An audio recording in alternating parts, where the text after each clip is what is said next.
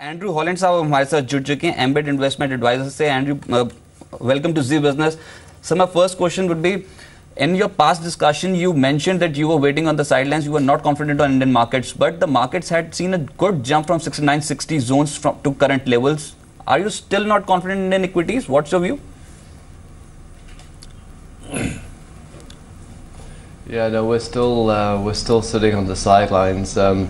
You know, the reason we're sitting on the sidelines is a number of factors. If I take what I think is probably the best case scenario, is what we're seeing globally over the last few months has been more of a realigning of valuations, because maybe there's a profits recession, not an economic recession, but a profits recession, and therefore valuations with obviously lower liquidity. Given the Fed rate hike, push valuations down.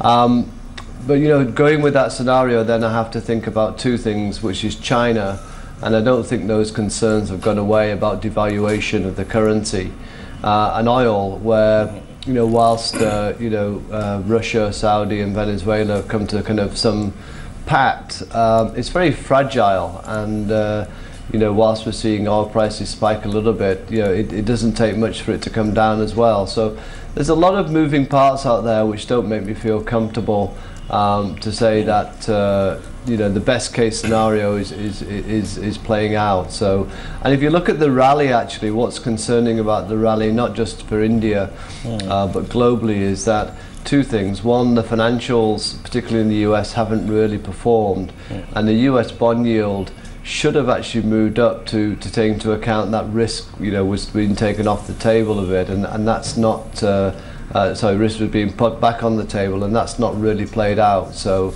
I think it could have been a more of a short covering rally than a fundamental buying rally. And what exactly your outlook on the entire earnings season? I mean, Q3 entire earnings season, and the most of the discussion pertaining this earnings season was fetched by banking stocks and especially PSU stocks. What exactly your outlook on right now on banks and especially the PSU banks? Well, I've never been comfortable with the PSU banks, and they only will rally when the bank stocks themselves rally. There's a lot more problems out there. We're just seeing part of what we've probably known for a long time. The good news is that the banks are starting to, having to recognise it. I mean, the RBI's done a great job in terms of forcing the hand of the banks to take more action.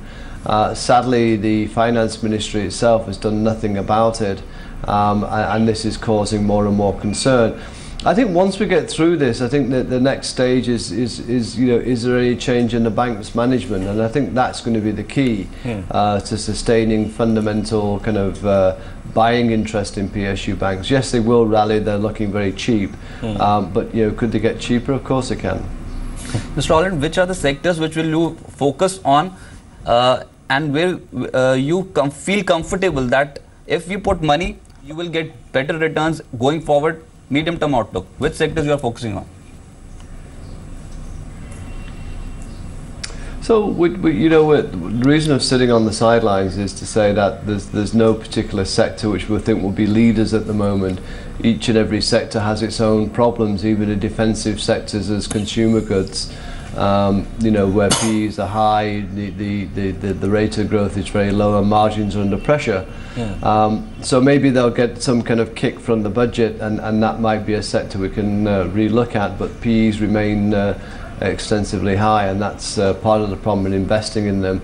IT, as you know, is a sector which we've not favoured for some time, because we think that decade of growth has gone behind these companies. And pharma, there's a new plant problem for each of the constituents of the pharma index, each and every day. So, you can't hide anywhere at the moment, and this is what's causing the problems for the market. Is even the good sectors that you could hide in more difficult times, you're still incrementally losing money. And coming back to my last question regarding the banks, and it was quite evident from your outlook that you are not very optimistic about the PSU banks. But on the contrary, if we can talk about private banking space, I mean stocks like Axis Bank, ICICI Bank, Kotak Mahindra Bank, what exactly your outlook on private banking space, and in comparison to the PSU banks, do you think that these stocks are quite lucrative and comparatively sitting on the good valuation as far as risk and reward ratio is concerned from 6 to 8 months perspective? So, you know, you're correct, and obviously the private banks is something that we're continuing to favour more. But, you know, if you had, you know, a devaluation of the yuan, say, for China, then obviously that would bring in a lot of deflation and probably recession globally. And that would affect many of the big sectors which, you know, these banks are reeling under with non-performing loans. So, you know, we're still not out of the woods yet. And everything's going to be tarred with the same brush. We're not believing anyone's statements in terms of have they provided. There's a list that some banks are providing, some aren't. And, you know, there's a lot of confusion, you know, with the analysts about, you know, has all the banks taken the provisions they should do. So I think we'll only see that probably after this quarter as well. To see what medicine has been taken and if everyone's playing on the same page, and I think that's the problem, is no one's quite sure if everyone's on the same page in terms of who's providing for which company. So that clarity, I think, really needs to be there for us to feel more comfortable in even buying the private banks. Now to commodities from banks, and you, what exactly your outlook on commodity stocks? Like, I mean, upstream companies as well, I'm talking about the metal space as well, the entire group of ferrous and non-ferrous stocks as well. What exactly your outlook on commodities, and do you think that this time now to think about commodities, and because most of the stocks are trading now at the lowest levels of 2008, commodities look lucrative, or you are still not very confident about commodities right now?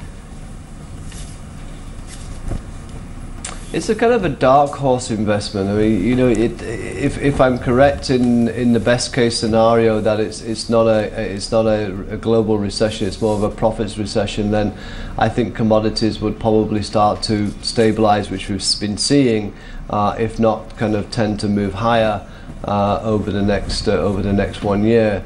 But, you know, that's fraught with a lot of things about China as well, so you have to be slightly careful.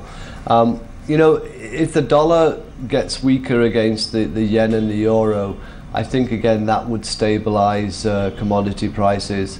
And if China does come out with some fiscal stimulus, which I've been talking about for a long time now, and I think it's the only way China can reassure us, then obviously that would be good for commodities in the short to medium term. And that would then lend itself to maybe emerging markets becoming more favoured by global investors, which of course we're still seeing outflows, whichever way I look at it, in terms of our market. So any kind of stability in the commodity price, I think, can only be good for emerging markets. And any mid-cap company which you are focusing on, where you have seen earnings improved, or the company which can deliver going forward, any mid-cap company on your radar right now?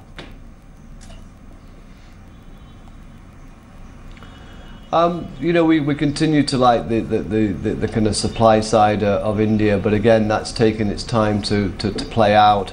The economy is still taking its own sweet time to move ahead. So I think, you know, what we're going to do is just, you know, as I said, by sitting on the sidelines, we can take our time and we can wait to see what the budget delivers or doesn't deliver at the end of you know, this time next week. And then start to look again at the mid-caps that we've been favouring on the supply side to see if that's really going to play out. So I think we're in that transition phase at the moment to work out where the economy is going, where the global economy is going, and I think the next few weeks will probably give us those answers.